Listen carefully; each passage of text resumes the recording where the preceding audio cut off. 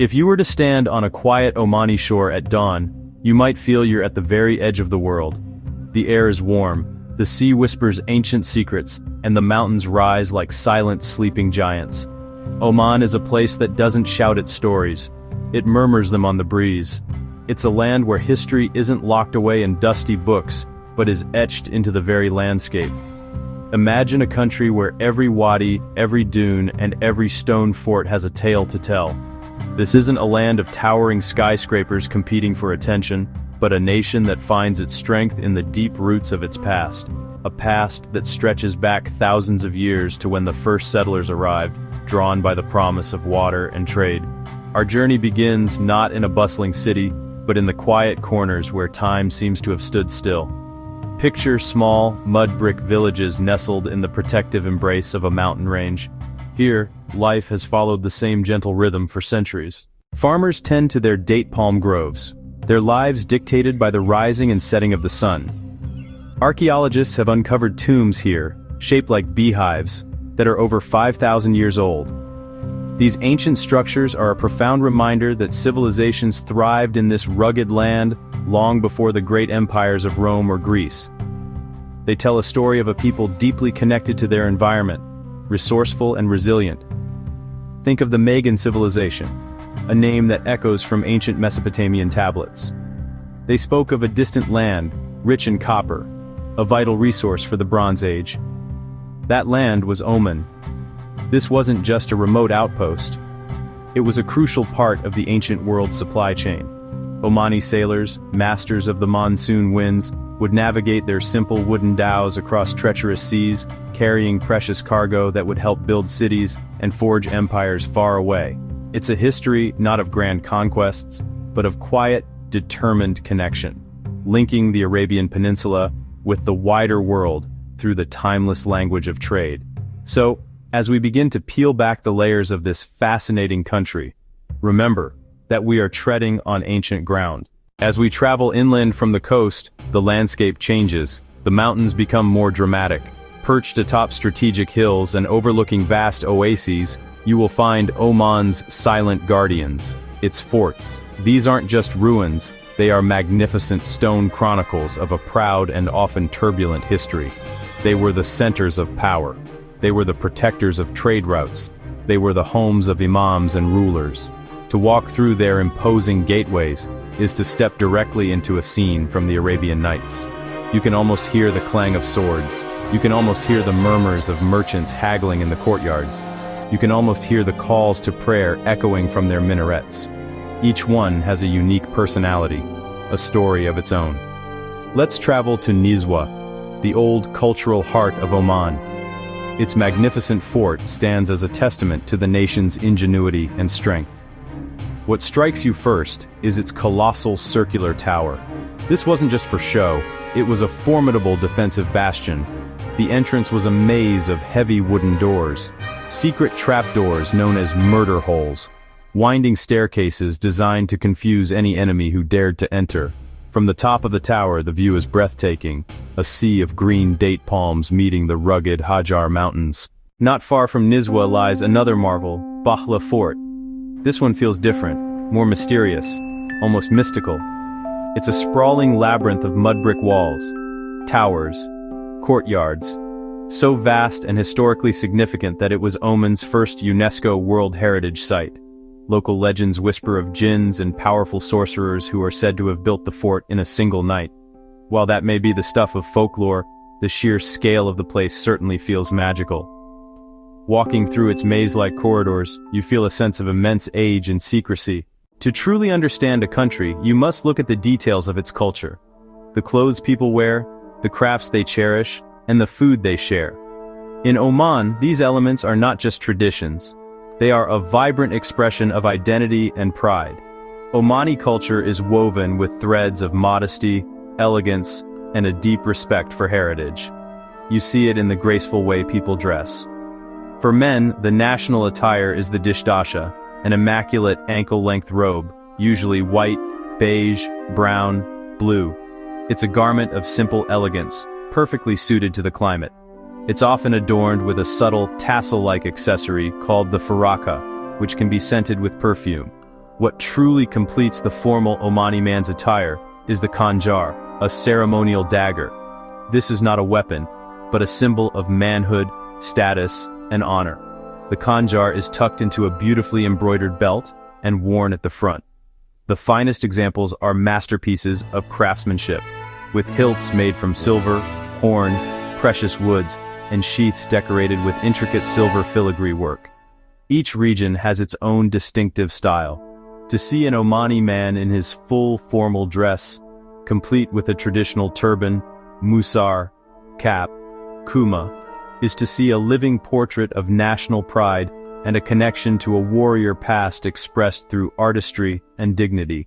Omani women's clothing is a stunning kaleidoscope of color and design, changing dramatically from one region to another. While in public, many women wear the black abaya and a headscarf.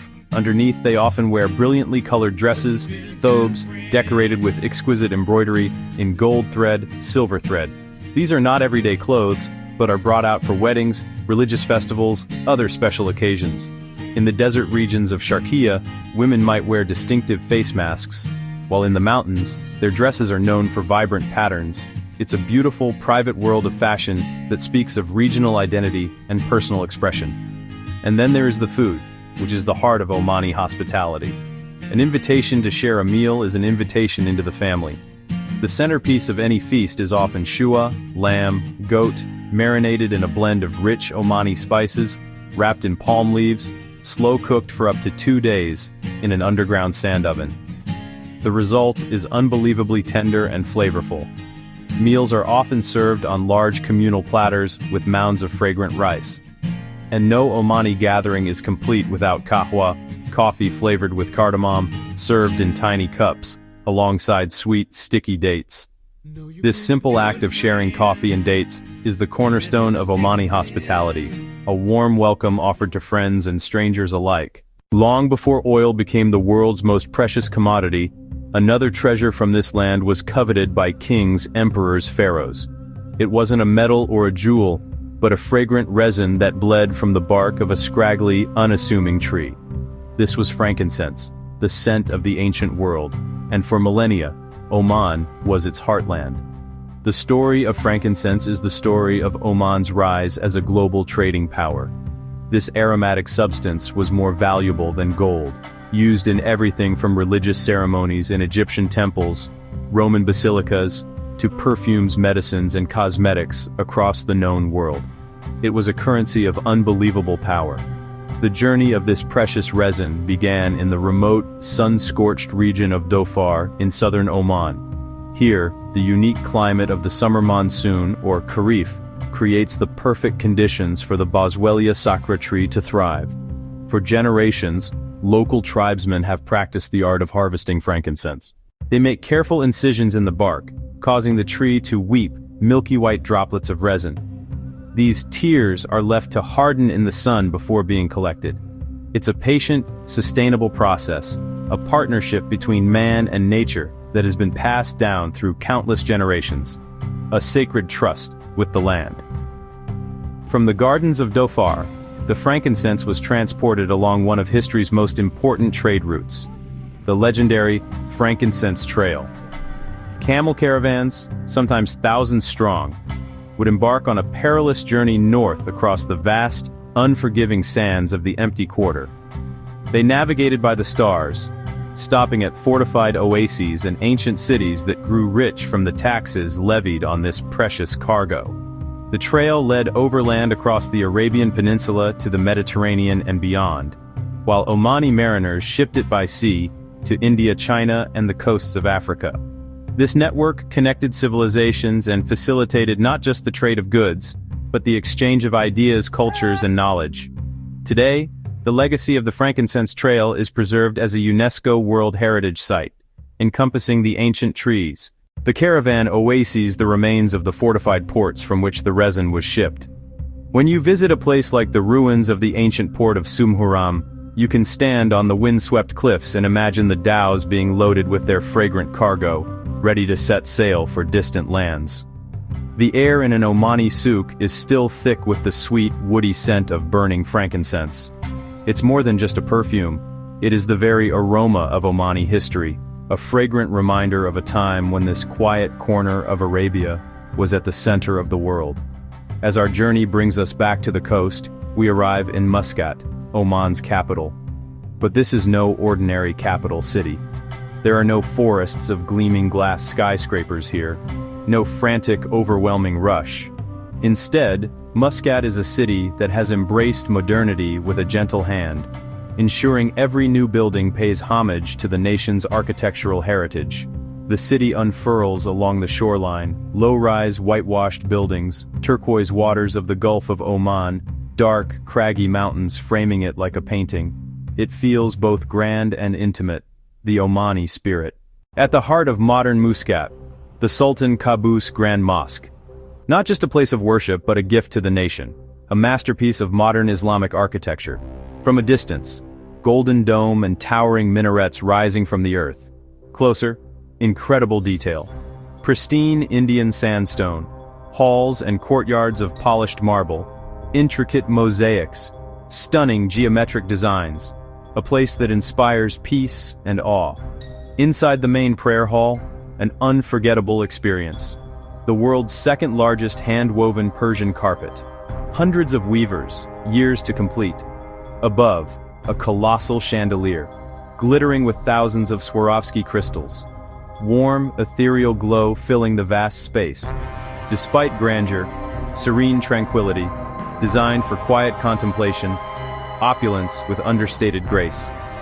Beyond the mosque, Mutra's historic heart, a beautiful corniche sweeping along the harbor, traditional wooden dhows bobbing gently, a nostalgic nod to Oman's maritime past. The Sultan's grand yachts hint at its prosperous present, Al-Jalali, Al-Marani, perched on rocky outcrops, guarding the bay for centuries. Muscat, ancient forts, modern mosque, busy port, picturesque harmony along the water's edge. To truly feel the pulse of Omani life, you must wander through its markets, or souks. And there is no souk more enchanting than the Mutra souk in Muscat. Approaching the souk entrance, stepping inside, leaving the bright sunshine behind, entering a dimly lit, labyrinthine world of sensory delight. Frankincense, exotic spices, fragrant perfumes and strong coffee. It's a maze of narrow alleyways, where shopkeepers have been trading their wares for generations. Unlike the high-pressure environments of some other markets, here the pace is relaxed. Strolling, browsing, and friendly conversation. The shops are like little treasure chests, overflowing with goods that tell the story of Oman's culture and its trading history. Stalls piled high with shimmering silver, the famous Omani khanjars, heavy Bedouin necklaces, delicate bracelets, vibrant pashminas, hand-embroidered kuma caps, sacks of spices, dates of every variety, and of course the highest quality frankincense, sold in crystalline chunks. It's a place where you can bargain gently with a smile, and the process is as much a part of the experience as the purchase itself. But the greatest treasure you will find in the souk, and indeed all over Oman, is the warmth and hospitality of its people. As our journey through Oman comes to a close, what stays with you is a powerful sense of balance. This is a country that has navigated the path to modernity with remarkable wisdom and grace. It has embraced progress without sacrificing its soul. You see this balance everywhere. In the architecture of Muscat, in the economy, where oil wealth is used to fund the preservation of ancient forts and irrigation systems, and in the people, who use the latest smartphones while wearing timeless traditional dress. Oman doesn't see its past and its future as opposing forces. It sees them as partners in a gentle, ongoing dance. The late Sultan Qaboos bin Said, the architect of modern Oman, set the nation on this unique course. He understood that a country's strength lies not in forgetting its roots, but in nurturing them. He championed education, healthcare, and infrastructure, transforming Oman into a prosperous modern state. Yet, he did so with a deep reverence for its culture, religion, and traditions. He encouraged the revival of traditional crafts, the documentation of folklore, and the protection of the natural environment. The result is a nation that feels coherent and authentic, where progress has served to reinforce identity rather than erode it.